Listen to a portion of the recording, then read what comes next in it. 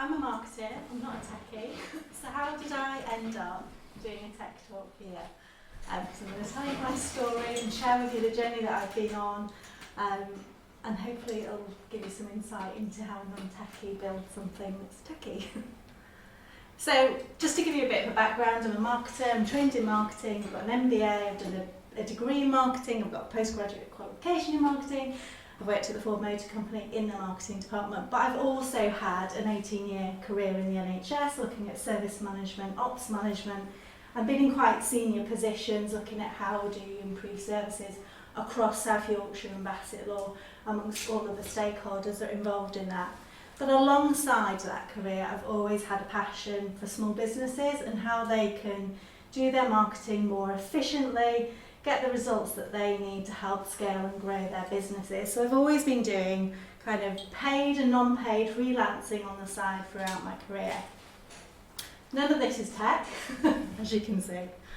So how do I end up here? In 2022, a number of key things changed for me. I don't think this has got all the updates. I might have to skip a few slides on this. And I returned to work from maternity leave. I'd had my second child.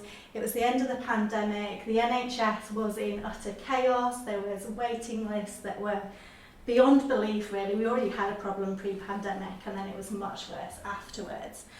And so with looking after two small children and also my work life being challenging, let's say, my marketing staff had to stop. So in 2022, I decided, because I missed that so much, that I would take a leap of faith, I would quit my job. So I took voluntary redundancy, I was very lucky that the timing worked out. I quit my 18-year career in the NHS, and most NHS people are lifers, so if you understand anything about that, you know how big a decision this is. And my plan A was to build a consultancy, extend the freelancing work that I'd already been doing, and help small businesses with their marketing through consultancy and also online courses. But it didn't quite work out as I expected, because small business owners lacked the time, the implementation wasn't quite what I perhaps envisaged. They were getting success, but perhaps not as much success as they could do if their implementation was better. Courses were great, people learned stuff, I got great feedback, but then on the downside, the implementation wasn't as strong and the success they could have got wasn't quite reached. And then also budget.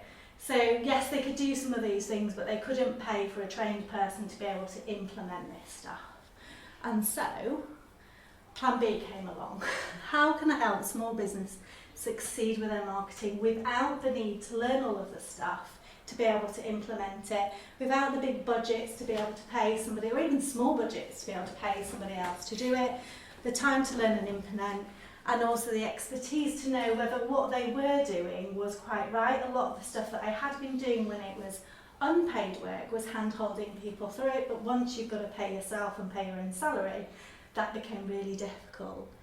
So that became my mission, is how to build something that helped people get from A to B without a significant amount of their time and training. And I started with social media. So if anybody has a business that they run and they use social media, you'll know that in order to create social media, you need to come up with at least some kind of strategy, some ideas for the content that you're going to put out. You've got to come up with a copy, the copywriting techniques, if you know what you're doing. You've got to come up with the images that go on it, and then you've got to take all of that and schedule it onto a platform. So that's quite a huge task when you are also running your business and delivering a service or shipping products. So my aim with 3Me was to look at how do we do that and do it in a way that is just so simple for clients to use. So I started looking at the solution criteria. That shouldn't be plain, sorry about that.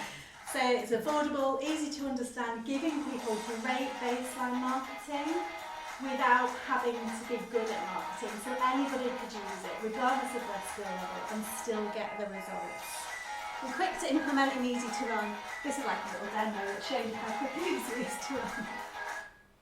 And at the time I was starting to read books like $100 Million Offers. I don't know if anyone's read it, by Alex Hormozy. And that really changed my perspective on what has to be in this to make it so good that people can't say no to it, that it that it just moves people from whatever naff solution they've got at the moment, or high price solution they've got, or a mix of things that they've got in place at the moment to what I'm creating. So I wanted that complete solution of a tool that created the strategy, the content, the copy, using all of that marketing knowledge baked into it so they can't get it wrong, their images and their videos, and also scheduled it. So I started looking at, well, how do I do this? And this is where tech came in. So I started to look at how do people currently do it? Process mapped, a bit like Angel was talking, the whole process that people were following, whether they used a VA, whether they did it themselves, and took every step of that and put it into a diagram called swim lanes. Now, some of you might be familiar with that, I don't know, but it's something that we use in the NHS, kind of process map, pathways of care. This isn't my swim lanes. Nobody needs to see my swim lanes because I don't think anybody could read it or understand it. But basically, this is one for the university, I think. You put the different people or tech solutions involved in a product and map what the process is. So my swim lane started off with what the client did, and then what a marketeer would do as well in terms of copywriting techniques, that kind of stuff. And I started looking at each of those blocks and saying, right, what is the tech solution for that block? How do I move that block away from the client and put it into the tech solution?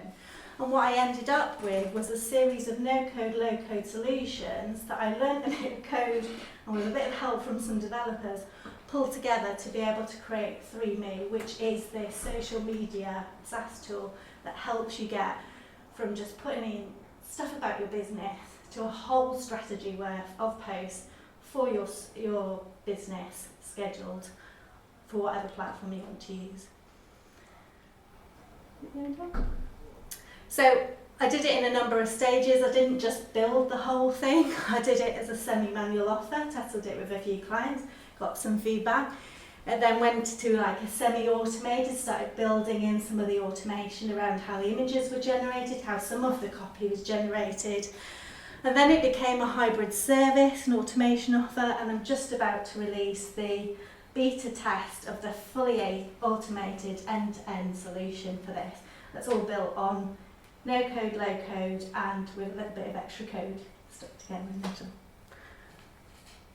So these are the things I learned. I decided that I wanted to go deeper than what my customers say. So my customers say to me, I just want to be able to write better social media. But actually it was much more than that. It was around, they didn't want to actually do it. They didn't want to spend their time writing posts because they had plenty of other stuff to do. And most people I spoke to start a business because they wanted some kind of freedom of money, freedom of time, or freedom to choose what they wanted to do. And most of my clients didn't love marketing like I do. And so my solution had to go beyond just doing their social media. It had to make it so easy that they actually didn't have to do much in the process. Learning about what your $100 million offer is and how to make it live proof. So a lot of the work that I did is looking at how does the social media fit into their business and how do we make it really easy so that when they enter their tool, it's only asking them for questions that they know about, asking them for the minimal amount of information that they put in the front, and it still generates the right quality of output for them. Focusing on a minimal MVP, and as you can see I've done like iterations of MVPs. Iteration is my new favourite word. Which is why as an experiment and being open to trial and error, I've definitely got it wrong along the way. I've learned a lot about what not to do with tech stuff as well as what to do with tech stuff. And I'm still on that learning journey. So there you go, that's me.